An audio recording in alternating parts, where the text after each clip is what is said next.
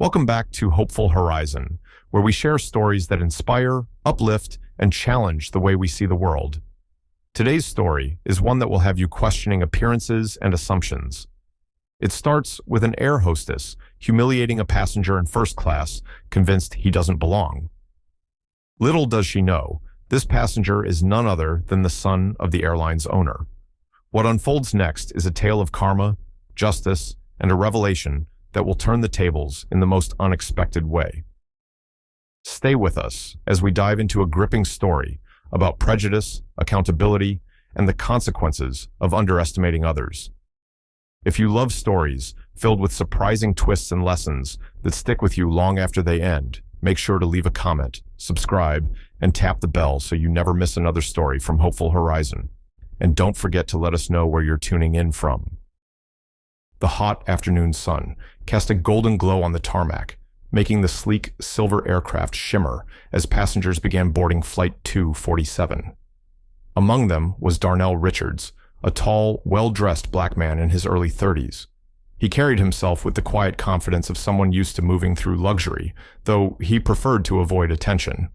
He was flying first class today, but not because he sought special treatment. His father, the owner of the airline, had requested he take this specific flight. It was time for Darnell to understand the company his father had built from the ground up. Darnell moved through the airport lounge unnoticed, his demeanor professional, yet understated. He didn't flaunt his status, and few would guess that he was heir to one of the largest airlines in the country. Today, he was simply another passenger hoping for a smooth journey. As Darnell reached the gate, he was met by an air hostess, Madison Campbell. She was tall and striking, her uniform impeccably pressed, her smile a little too perfect. Madison had worked for the airline for several years and prided herself on running a tight ship, especially in first class. She believed that only a certain type of person belonged there, and to her, Darnell didn't fit the image she had in mind. When Darnell handed her his ticket, Madison's eyes flickered with disdain for a brief moment. She quickly masked her expression, but the damage was done. She scanned the ticket, then gestured toward the plane without making eye contact. "First class is to the left," she said, her tone clipped and dismissive. Darnell, noticing the slight shift in her demeanor, felt a familiar wave of irritation, but brushed it off. He wasn't here for trouble. He'd faced this kind of attitude before, and today wasn't going to be different. At least, not yet.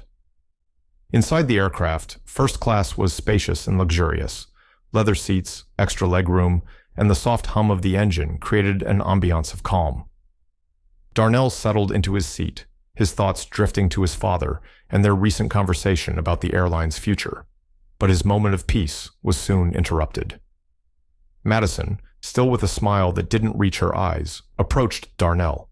She double-checked his ticket and, despite it clearly showing first class, she questioned him. "Sir, are you sure this is your seat? First class is reserved for premium passengers," she said, her voice laced with subtle condescension. Darnell raised an eyebrow, taken aback by her nerve. He had been flying first class for years and knew the routine, yet here he was, being singled out because of the color of his skin. He could feel the stares of other passengers as Madison hovered by his seat, making it clear that she didn't think he belonged.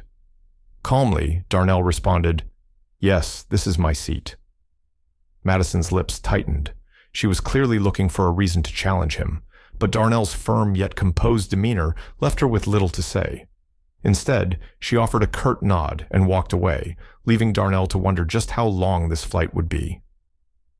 As the plane began its ascent, Darnell settled into his seat again, but he couldn't shake the discomfort of the encounter. He thought about calling his father, but decided against it. This was his moment to observe, to understand what passengers experienced. Little did he know, the real lesson was just beginning. Madison had barely interacted with Darnell during the first half of the flight. She had been busy attending to the other first-class passengers who fit the mold of her expectations, wealthy, white, and well-dressed.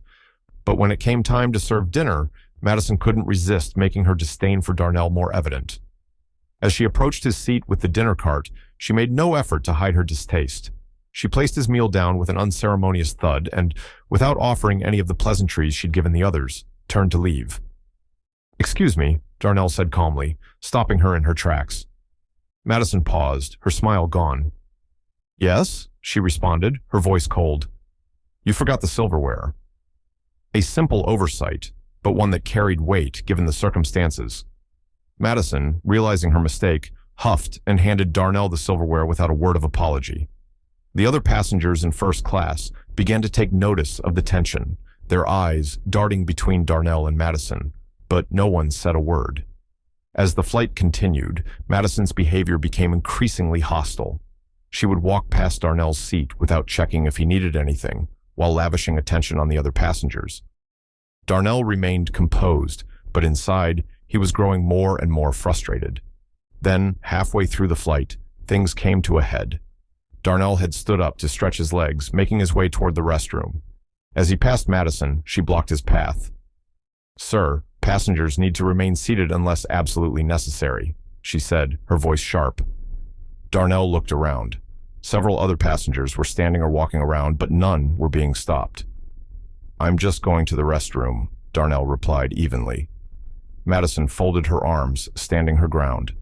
I'm going to need you to sit back down. By now, the tension in the air was palpable. Other passengers began whispering, watching the exchange with interest. Darnell, tired of the treatment, was about to speak up when a voice cut through the air. What's going on here? It was the captain, who had come out of the cockpit to assess the situation. His eyes flicked between Darnell and Madison, instantly sensing the hostility. I was just asking the passenger to return to his seat, Madison said sweetly, her tone suddenly more polite. But the captain wasn't fooled. He had witnessed part of the exchange and knew something wasn't right. Is that true, sir? The captain asked Darnell. Darnell met the captain's gaze, calm but firm. No, I was just going to the restroom. I've been treated unfairly throughout this flight. The captain's eyes narrowed. He knew the Richards family and immediately recognized Darnell for who he was, the son of the airline's owner. Before the situation could escalate further, the captain turned to Madison, his voice low but authoritative. We need to have a word, he said, motioning for her to follow him to the back of the plane. Madison's face paled, realizing that her actions were about to catch up with her. The flight, which had started with arrogance and prejudice, was about to take a very different turn. As Madison followed the captain toward the rear of the plane, her composure began to crack. She glanced nervously over her shoulder at Darnell, who had returned to his seat, calm but clearly aware of what was happening. The other first-class passengers exchanged glances, murmurs of the incident rippling through the cabin. In the cramped galley at the back of the plane, the captain crossed his arms and stared at Madison with clear disappointment. Do you have any idea who that man is? He asked, his voice low but sharp. Madison's heart raced, her mind scrambling for a defense. I was just following procedure, she stammered. He wasn't behaving like a first-class passenger. The captain's eyes darkened, and he leaned in, his voice now a barely contained growl. That man is Darnell Richards. His father owns this airline, and your behavior toward him has been unacceptable from the moment he boarded. Madison's face drained of color. The name Richards echoed in her head like a gavel striking down judgment. How could she have missed it? But then, she had been so blinded by her assumptions, by the stereotypes she had immediately placed on Darnell, that she hadn't even thought to consider who he might be. I didn't know, she muttered, her voice small. That's no excuse, the captain said, straightening up. You've been nothing but rude and disrespectful, and it's not just Mr. Richards who noticed. I've had other passengers complaining about your attitude as well. Madison's mind was spinning. She had been careful for years, building her career on the surface of professionalism. But deep down, she had always harbored her prejudices, letting them slip through the cracks of her smiles and curt exchanges. She had never been called out like this, though. Not until now. What's going to happen? She asked, her voice trembling. The captain sighed, his frustration giving way to something colder, more final. I'll be reporting this incident to HR, and I'm certain there will be disciplinary action. Possibly more. Madison swallowed hard, her entire career flashing before her eyes. She had worked too hard to lose it all over one incident, no, several incidents, of careless prejudice. But even as the captain's words sank in, she couldn't stop herself from thinking, how had it come to this? All she had done was enforce the standards of first class, or so she told herself. "Go back and finish the flight without any more incidents," the captain said, his voice firm. "And I suggest you think very carefully about how you treat people in the future." Madison nodded, numb with fear and regret. As she returned to the cabin, the weight of her actions pressed down on her. She had humiliated a passenger, and now karma was coming back full force. Meanwhile, back in his seat, Darnell tried to focus on the in-flight movie, but his mind kept drifting to the situation. He had seen the way Madison treated him, the subtle but unmistakable slights, and he had let it slide until it became clear she wouldn't stop. Part of him felt vindicated by the captain's intervention, but another part of him was just tired. Tired of having to deal with this, tired of having to prove he belonged, tired of the assumptions. As the flight continued, Madison avoided Darnell's section entirely, leaving another flight attendant to handle first-class service. Darnell noticed the change and couldn't help but wonder if the rest of the crew was aware of the situation. The air felt thick with unspoken tension. The hours dragged on, and when the plane finally began its descent, Darnell was more than ready to disembark. He couldn't wait to call his father and tell him what had happened, but he also dreaded the inevitable fallout. His father would be furious, not just because of what had happened to his son, but because of what it represented for the airline's reputation. As the plane landed and passengers began to disembark, Darnell waited until the crowd thinned before grabbing his carry-on and heading toward the exit. As he approached the front of the plane, Madison stood by the door, her smile now strained, her eyes filled with unease. "Thank you for flying with us, sir," she said, her voice a thin veneer of politeness. Darnell met her gaze for a moment, but said nothing. The power dynamic had shifted, and they both knew it. But as Darnell stepped off the plane and entered the terminal, he spotted someone waiting for him near the gate. A man in a sharp suit, holding a briefcase, his expression serious but relieved as he waved Darnell over. It was Marcus Richards, Darnell's father's lawyer and longtime family friend. "Darnell," Marcus said, clasping his shoulder, "your father sent me to greet you. There's been a bit of a situation." Darnell raised an eyebrow, intrigued. "What kind of situation?" Marcus's lips twitched, as though he didn't quite know how to explain. "There's a matter with the airline, and the flight you were just on." Darnell frowned. He knew there would be repercussions from what had just happened on board, but Marcus's tone suggested something deeper. "Go on." Marcus glanced around, lowering his voice. "It seems that the air hostess who gave you trouble, her employment record is under review for more than just what happened today. It turns out she's been involved in a string of similar complaints. Your father wants you to know that action will be taken, but there's more." Darnell's curiosity piqued. "More?" Marcus smiled faintly.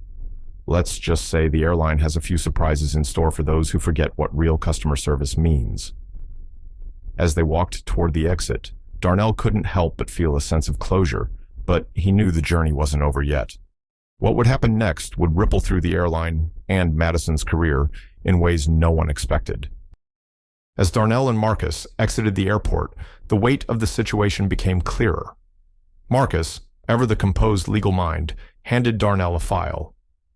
"Your father has already started the internal investigation," Marcus explained. "The incident on the plane was the tipping point, but what we've uncovered goes beyond one disrespectful air hostess." Darnell took the file, flipping it open as they walked to the waiting car. Inside were printed complaints, testimonies from past passengers, and an internal memo suggesting Madison's conduct had been under review for months. His stomach churned as he skimmed over the pages, seeing a pattern of subtle but consistent discriminatory behavior, always brushed under the rug by the system. "Why wasn't this dealt with sooner?" Darnell asked, anger simmering beneath his calm demeanor. "There are at least a dozen complaints here. Why is she still working?" Marcus sighed, opening the car door for Darnell. "That's the million-dollar question, isn't it?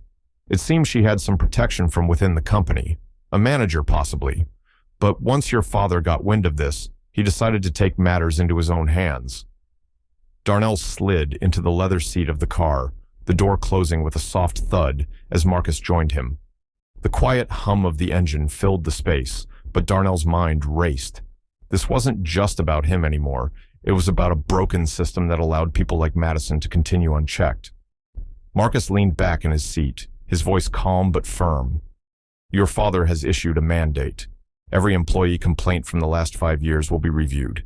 He's calling for an overhaul of the company's customer service and employee relations policies. It's going to be a massive operation.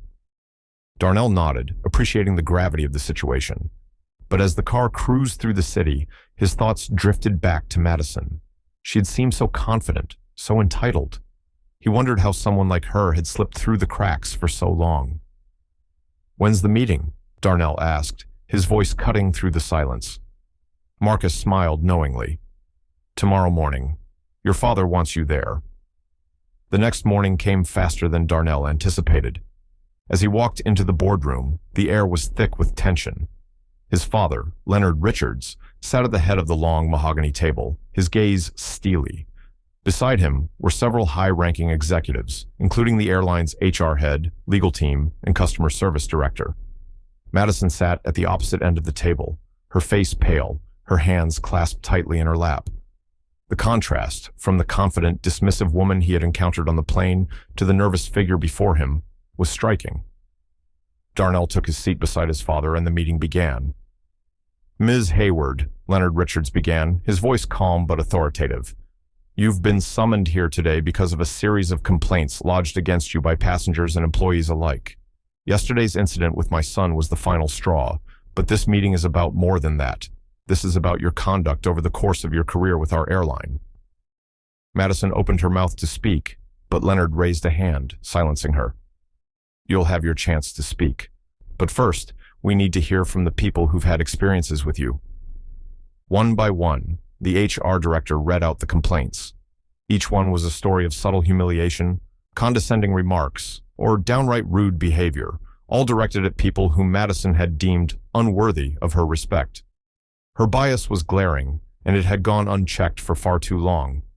Darnell watched her as the complaints were read aloud, noticing how her face hardened with each one.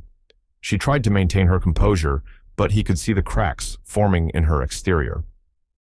Finally, Madison was given the floor to speak. I admit I made mistakes, she began, her voice shaky, but I never intended to cause harm. I was just trying to uphold the standards of first class. Leonard's gaze was cold. Upholding standards does not give you the right to treat passengers with disrespect, especially when those standards are based on nothing but your own biases. Madison opened her mouth to protest, but Darnell interrupted. Do you even realize what you've done? People like you perpetuate the very stereotypes and divisions we're trying to fight. You think just because someone doesn't fit your mold of a first-class passenger, they don't deserve the same respect? Madison's eyes flashed with anger, but she remained silent. The room fell quiet, the weight of Darnell's words hanging in the air. Finally, Leonard Richards spoke again. Ms. Hayward, your actions have brought considerable damage to this company's reputation. You are hereby terminated, effective immediately. Madison's face drained of color, but she stood without a word. As she gathered her belongings and left the room, the silence was deafening. Darnell leaned back in his chair, feeling a mixture of relief and frustration. This battle had been won, but there were many more to fight. His father turned to him, his expression softening. You did the right thing, son. Darnell nodded, but his mind was already elsewhere. There was still so much work to be done, both within the airline and in the world beyond. The days following Madison's termination were filled with intense media scrutiny. The airline issued a public apology to Darnell, and his father made a personal appearance on national television, vowing to overhaul the company's approach to customer service, diversity, and employee accountability. But for Darnell, the real victory came when he received a message from a passenger who had witnessed the entire incident on the plane. It was a simple note, but its words struck a chord deep within him. Thank you for standing up.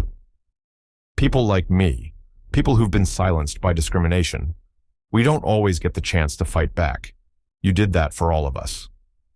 Darnell smiled as he read the message, feeling a sense of purpose reignite within him. This wasn't just about one air hostess or one flight. It was about challenging a system that allowed prejudice to thrive, and he knew this was just the beginning of a much larger fight. As the days turned into weeks, the airline implemented new policies. Diversity training became mandatory for all employees, and a new system was put in place to ensure that every complaint was thoroughly investigated. Leonard Richards made sure of it. Darnell continued his work, both within the family business and beyond, becoming a public advocate for equality and respect in the service industry. He spoke at conferences, gave interviews, and worked closely with organizations to promote inclusivity in the corporate world. As for Madison, her name quickly faded from the headlines. She moved on to another job, far from the spotlight, but the lessons she learned that day would stay with her for the rest of her life. Months later, Darnell stood on a stage at a prestigious event, accepting an award for his advocacy work.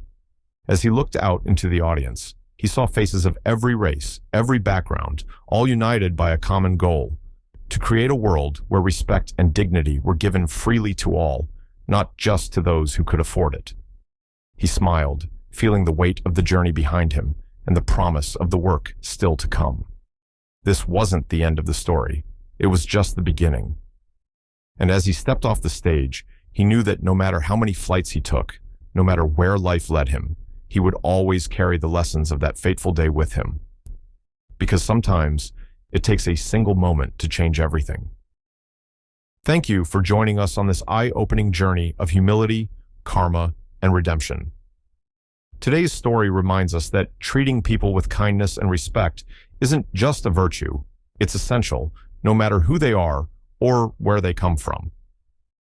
The lesson here is clear. Never judge a book by its cover, because you never know whose life you may be impacting.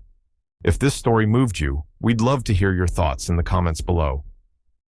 Don't forget to subscribe and hit the bell so you never miss another inspiring story from Hopeful Horizon.